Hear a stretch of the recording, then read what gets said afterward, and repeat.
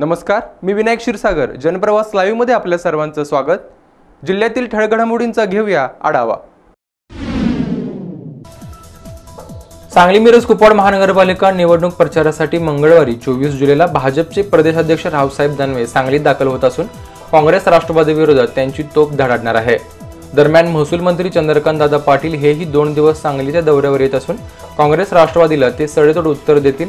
त्यांच्यावर बॅगा घेऊन येणे, भेटवस्तू वाटप आदींवरून नेत्यांनी टीका केली होती. महापालिकेवर भाजपचा झेंडा फडकवण्याचा निर्धार हे दोन्ही नेते व्यक्त करणार आहेत. निवडणुकीच्या प्रचाराचा शेवटचा टप्पा आता सुरू झाला असून यामागे सर्वच पक्षांचे दिग्गज नेते रणांगणात उतरत आहेत. सांगली महापालिका निवडणुकीची जबाबदारी भाजपच्या पक्षश्रेष्ठींनी महसूल मंत्री चंद्रकांत दादा पाटील यांच्यावर दिली असून प्रथमपासूनच ते आक्रमक आहेत. कोणत्याही परिस्थितीत महापालिकेवर भाजपचा झेंडा फडकवणार असल्याचा दावा त्यांनी यापूर्वी केला आहे. काँग्रेस राष्ट्रवादीचे नेते सातत्याने त्यांच्यावर बॅगा घेऊन येणारे नेते म्हणून टीका करत आहेत. याला चंद्रकांत दादा आता सडेतोड उत्तर देण्याच्या तयारीत आहेत. काँग्रेस राष्ट्रवादीने सांगलीला काय दिले, इथपासून ते भाजपचा सांगलीच्या विकासासाठी अजेंडा काय याबाबत ते बोलतील. काँग्रेस राष्ट्रवादीने त्यांच्या टीकेला तेवढ्याच तीव्र शब्दात व आक्रमक भाषेत चंद्रकांत दादांनी उत्तर देण्याचा निर्णय घेतला असून ते नेमके काय बोलतात याकडे सर्वांचे लक्ष लागून राहिले आहे.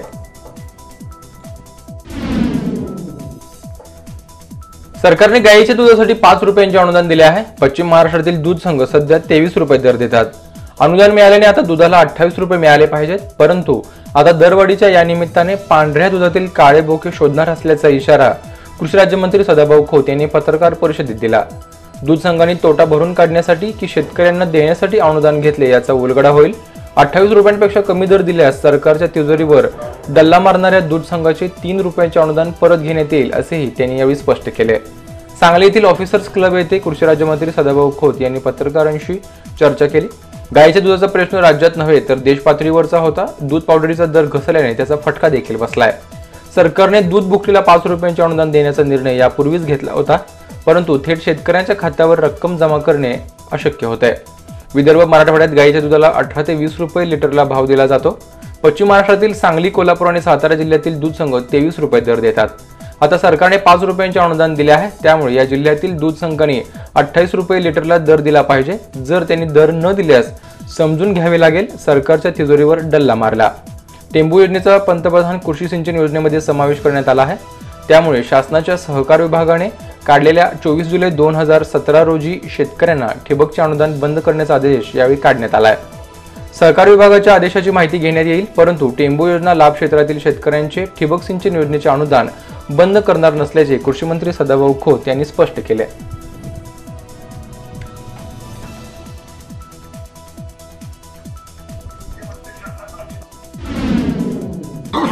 पांढऱ्या दुधातले काळे बोकेखोर आहेत याचा आता या दूध दरवाढीच्या निमित्तानं शोध लागेल. आता हे कांगवा करायला लागणार आहे की आम्ही 23 रुपये दर देत होतो, म्हणजे आम्ही तोटा सहन करून देत होतो. मग तुम्ही तोटा सहन करून देत होता तर सरकारकडून 5 रुपये मागितले, हे तुमचा तोटा भरून काढायसाठी मागितले का शेतकऱ्यांच्यासाठी मागितले, हे पहिल्यांदा आता स्पष्ट होणं गरजेचं आहे. जर तुमचा तोटा भरून काढायसाठी मागितले नसतील तर 28 रुपये द्यावा लागेल. जर शेतकऱ्यांच्यासाठी मागितले असतील तर 28 द्यावा लागेल. आणि जर मग तुमचा तोटाच भरून काढायसाठी मागितले असतील तर मग तुम्ही 25 रुपये देता, हे सिद्ध होईल. म्हणून असं कोणतरी म्हटलेलं होतं की मला दुधातल्या पांढऱ्या दुधातल्या काळ्या बोक्यांचा बंदोबस्त करायचा आहे, पण त्यावेळी नेमकं बोकं कोण सापडलं नव्हतं. आता निदान या सरकारनं दिलेल्या 5 रुपयाच्या निमित्तानं पांढऱ्या दुधातले काळे बोके कोण हे सांगली, कोल्हापूर जिल्ह्यातल्या शेतकऱ्यांना निदान. विश्रामबाग येथील नवीन उड्डाणपुलाजवळ असलेल्या रत्ना बियर शॉपीवर आज पोलीस आणि उत्पादन शुल्क विभागाने छापा टाकून 5 लाख रुपयांचा बेकायदेशीर दारूसाठा जप्त केला. पोलीस कर्मचारी समाधान मांटे यांचा खून झालेल्या हॉटेल रत्ना डिलक्सचा मालक कुमार कुमसगे यांची ही बियर शॉपी असून या प्रकरणी त्याच्यावर स्वतंत्र गुन्हा दाखल करण्यात आलाय. रात्री उशिरापर्यंत ही कारवाई सुरू होती. निवडणूक काळातील ही सर्वात मोठी कारवाई आहे. महापालिका निवडणुकीच्या पार्श्वभूमीवर महापालिका क्षेत्रात मोठ्या प्रमाणात अवैधरित्या दारू साठ्यांवर कारवाई करण्यासाठी पोलीस डोळ्यात तेल घालून सतर्क आहेत. हॉटेल रत्ना डिलक्समध्ये पोलीस कर्मचारी समाधान मांटे यांचा खून झाल्याच्या घटनेनंतर पोलिसांनी आचारसंहितेची अंमलबजावणी काटेकोरपणे राबवण्यास सुरुवात केली आहे. शहर विभागाचे पोलीस उपाधीक्षक अशोक विरकर यांना रत्ना बियर शॉपीमध्ये मोठ्या प्रमाणात अवैध दारूचा साठा केल्याची माहिती मिळाली होती. त्यांनी आज सायंकाळी 6च्या सुमारास तेथे पथकासह छापा घातला.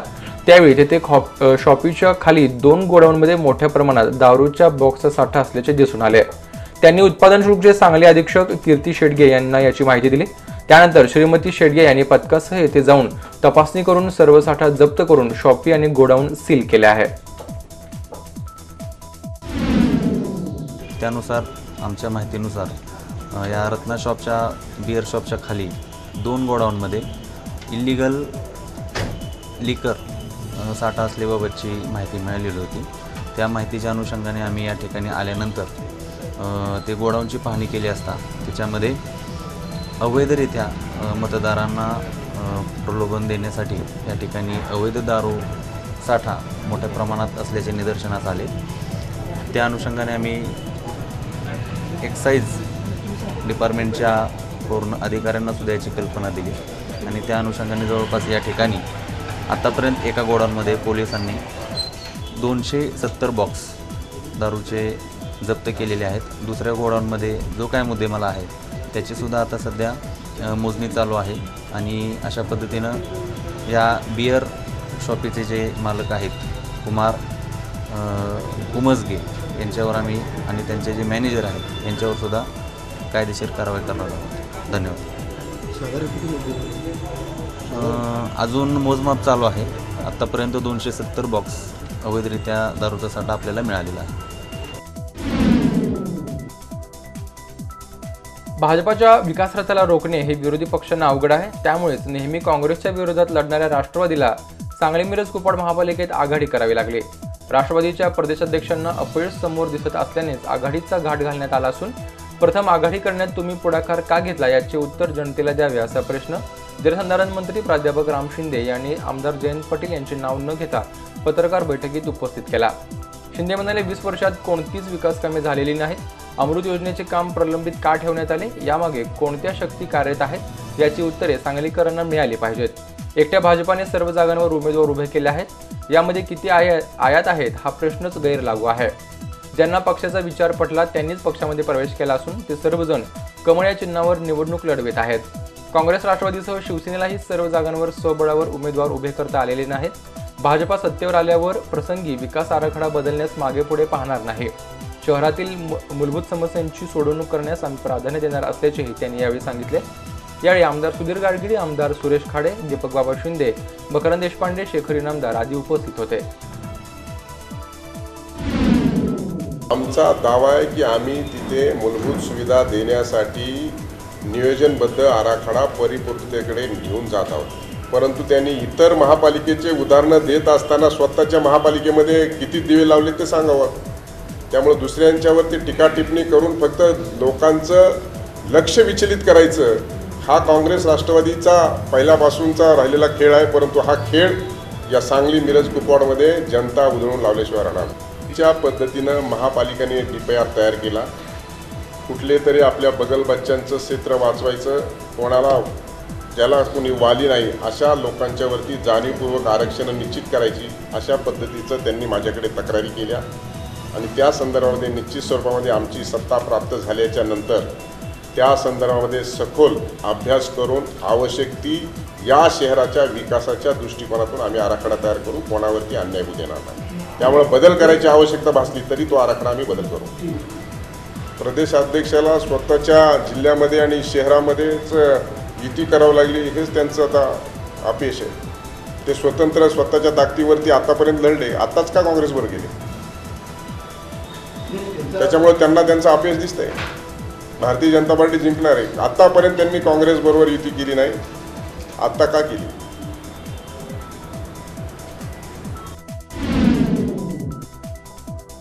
तासगावात बेंद्री रोडवर असणाऱ्या लक्ष्मी कॉलनी येथे पत्नी दारू प्यायला पैसे देत नसल्याने चिडून दारुड्या बापाने 6 महिन्याच्या स्वतःच्या बाळास सईने चटके देत जखमी केल्याची धक्कादायक घटना आज उघडकीस आली.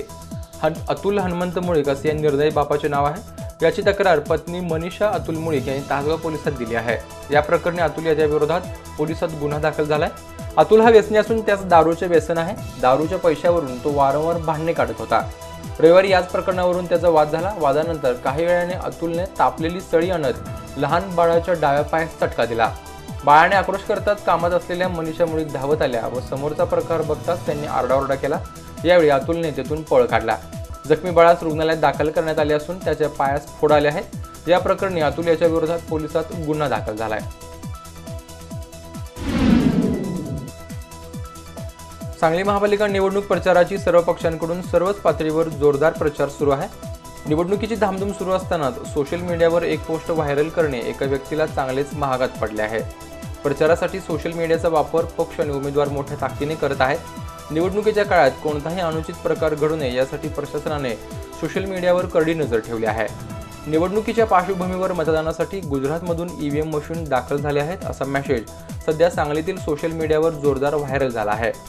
ईव्हीएम गुजरातवरून सांगली जिल्ह्यात दाखल, आपला आशीर्वाद, आता आपले मत कोणाला असा छायाचित्रासह मजकूर असणारा मेसेज व्हायरल होत आहे। याची दखल निवडणूक अधिकारी तथा आयुक्त रवींद्र खेबुडकर यांनी तात्काळ घेत कारवाईचे आदेश दिले आहेत। हा प्रकार मतदारांमध्ये खोटी अफवा पसरवणारा, संभ्रम निर्माण करणारा असल्याने या प्रकरणी संबंधितावर गुन्हा दाखल करण्याचे आदेश प्रशासनाला देण्यात आले आहेत।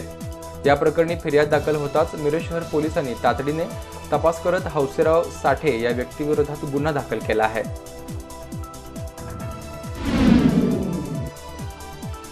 जय हरी विठ्ठल जय जय विठ्ठलच्या जयघोषात सांगली मिरज शहर व जिल्ह्यात आषाढी एकादशी निमित्त वातावरण विठ्ठलमय झाले होते। विविध विठ्ठल मंदिरात दर्शनासाठी भक्तांच्या लांबच लांब रांगा होत्या। स्टेशन रस्त्यावरील विठ्ठल मंदिर विद्युत रोषणाईसह फुलांच्या माळांनी सजवण्यात आले होते। पहाटेपासून मंदिरात काकड आरती, विधिवत पूजांचे आयोजन करण्यात आले होते। शांतिनिकेतनमध्ये दिंडीचे आयोजन करण्यात आले। गाव भागातील विठ्ठल मंदिरातही धार्मिक कार्यक्रमांना चांगला प्रतिसाद मिळाला। माधवनगर येथील विठ्ठल रुक्मिणी मंदिरात पहाटेपासून भजन, कीर्तन आदी धार्मिक कार्यक्रम झाले। विठ्ठलाच्या दर्शनासाठी मंदिरामध्ये पहाटेपासूनच गर्दी होते। मिरज शहरातही मंदिरात विठ्ठल नामाचा गजर घुमत होता। प्रतिवर्षाप्रमाणे विठुमाऊलीच्या नामाचा जयघोष आणि टाळ मृदंगाच्या गजरात शांतिनिकेतन लोकविद्यापीठाचा परिसर दुमदुमून गेला होता। येथे दिंडी काढण्यात आली। शिवाय वारकऱ्यांच्या सोबतीने रिंगण सोहळाही पार पडला। रिंगण सोहळ्यापूर्वी काढण्यात आलेल्या दिंडीत सजवलेले अश्व, पारंपरिक वेशातील लहान वारकरी, सजवलेल्या गाडीत विठ्ठल रुक्मिणीची मूर्ती ठेवण्यात आली होती। शांतिनिकेतन परिसर, शिवाजी हाऊसिंग सोसायटी, पंचशील नगर, गोसावी गल्ली, साखर कारखाना परिसर, माधवनगर रोड या भागातून ही दिंडी काढण्यात आली। यामध्ये नागरिकही मोठ्या संख्येने सहभागी झाले होते। धन्यवाद। भेटूया उद्याच्या बातमीपत्रात। बातम्यांच्या ताज्या अपडेटसाठी सबस्क्राईब करायला विसरू नका। जनप्रवास लाईव्ह हे आमचं यूट्यूब चॅनल आणि भेट द्या आमची वेबसाईट www.janpravas.in आणि www.janpravaslive.tv।